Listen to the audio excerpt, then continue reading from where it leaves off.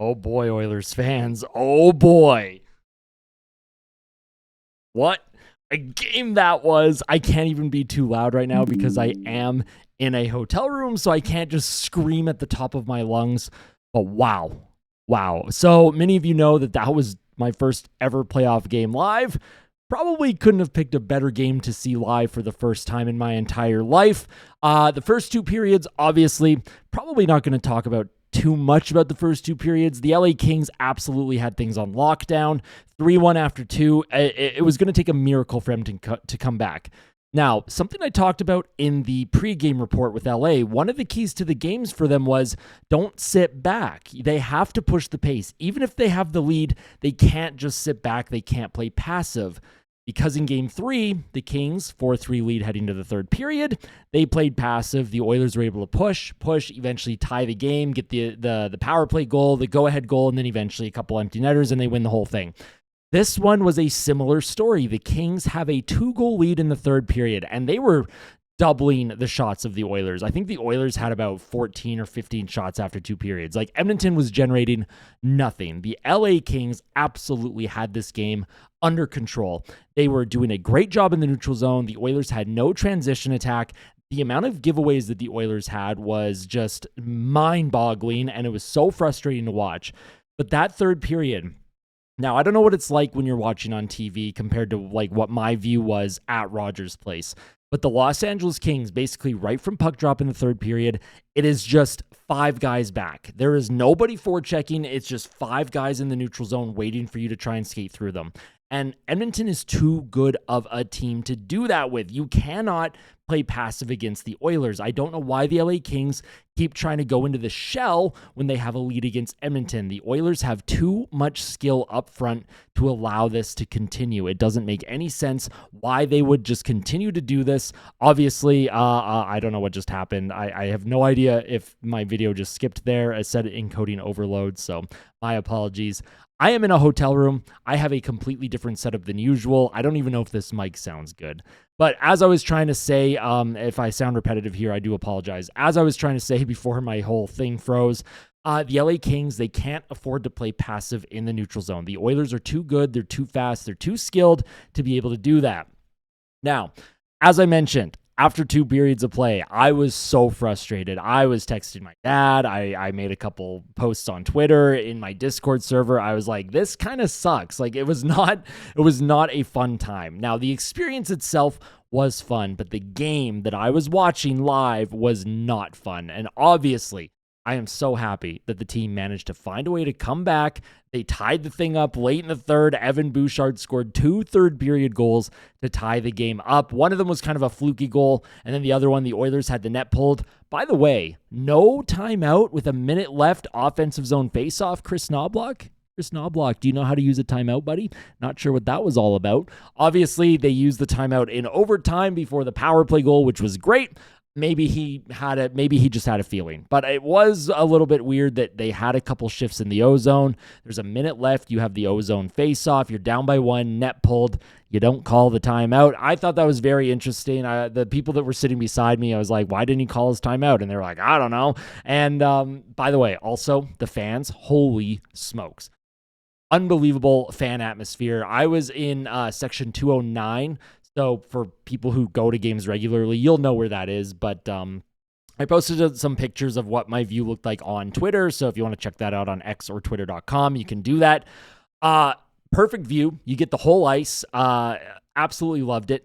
And the fans up there, wow. So I went to the Oilers and Kings back in January, and I had lower bowl seats. I was just a couple rows from the ice surface behind the LA Kings net. And obviously, the crowd is great during a regular season game, and the fans around me, they're also great.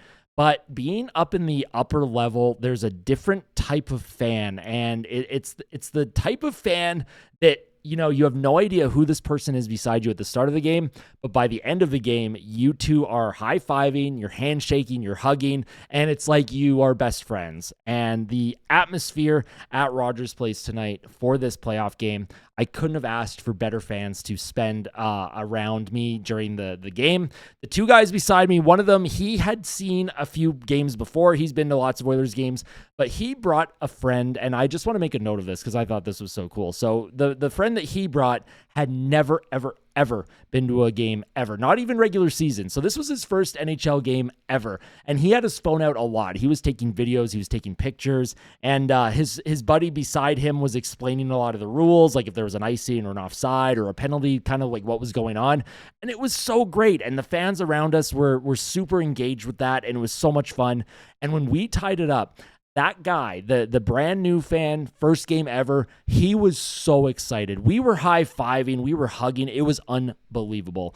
And then the overtime winner, it's something I can't even describe. I'm pretty sure I blacked out. I remember standing up and like screaming, and then all of a sudden I remember being like in my chair and a couple people around me being like, "Hey man, like you okay?" and like picking me up, and then I'm all like happy again. I have to get my heart rate under control, by the way. But that guy specifically, that brand new fan, I don't think he's going to be tuning in. If he happens to see this, just one of the greatest experiences ever. The fact that he went with someone that was very patient with him, explaining how the game works, and was never like annoyed at having to, answer questions. And this fan, I'm telling you right now, this guy is a fan for life. That guy is the happiest I've ever seen anyone in my entire life. He was video recording stuff. He was taking pictures. After the overtime winner, he was on cloud nine. And I ended up in his video. I have no idea if he's going to post that to social media. I might just be in some random dude's video, but it's that camaraderie. And Oilers fans, this is something I talk about a lot, best fans in the NHL.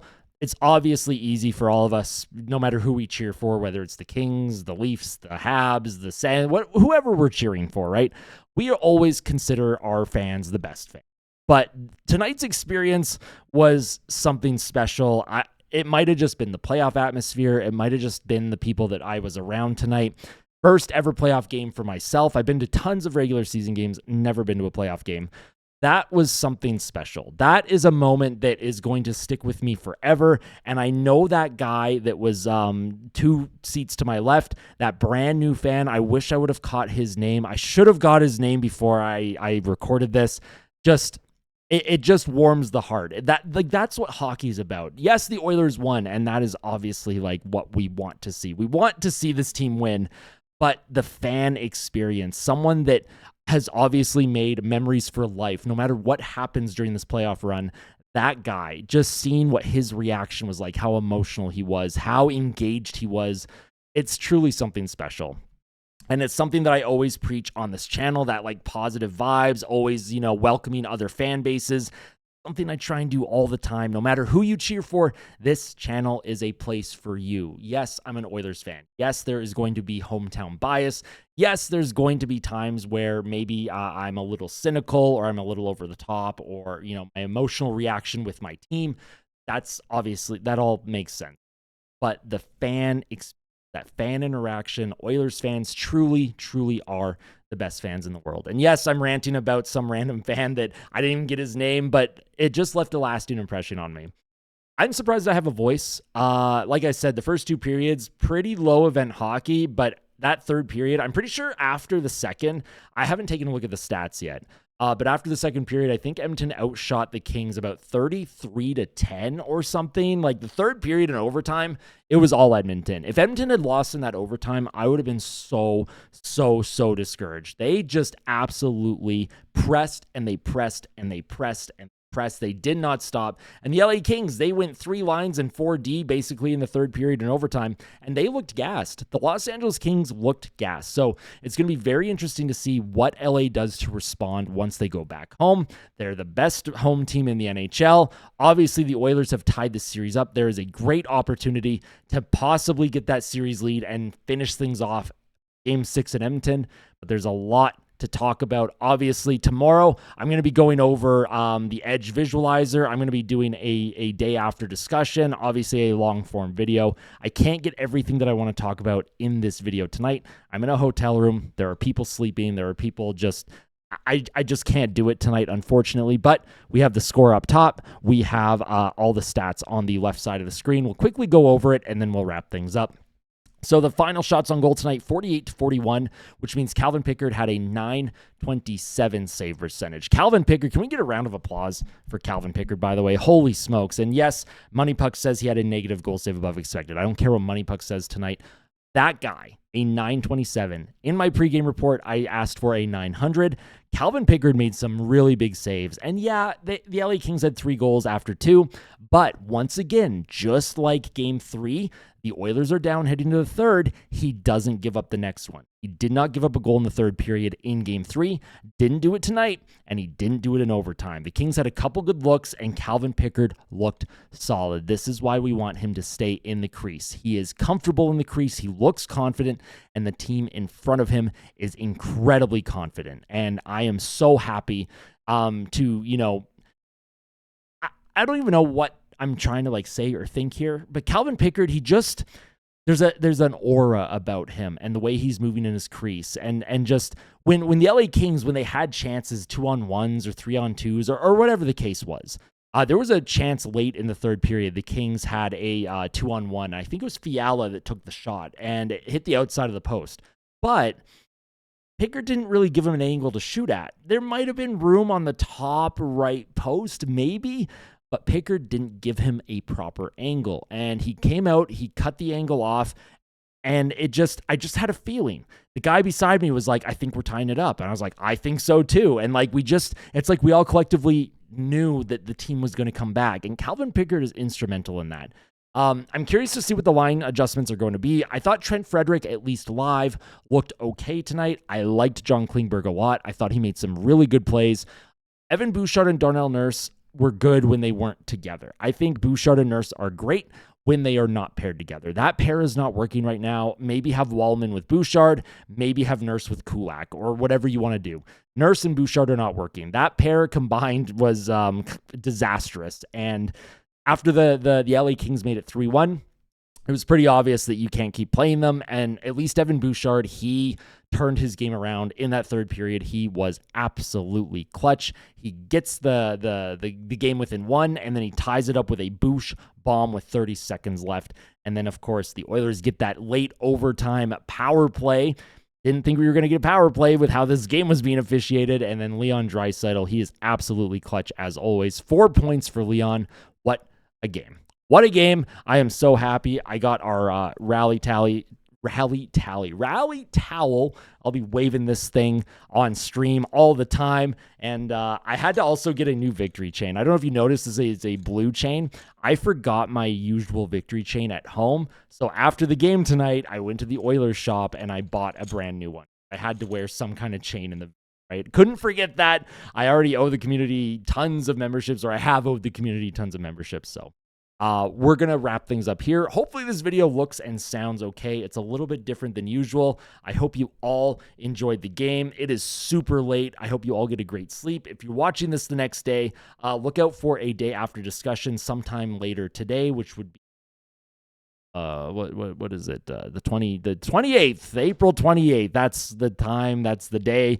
And also, if you are Canadian, I know I say no politics on this channel. Like that, it is a no politics zone. But if you are of age and you are registered to vote, go vote. It is an important election here in Canada. I'm not going to tell you who to vote for. I will never, ever, ever bring up any of the parties or leaders or whatever the case is. But it's an important election.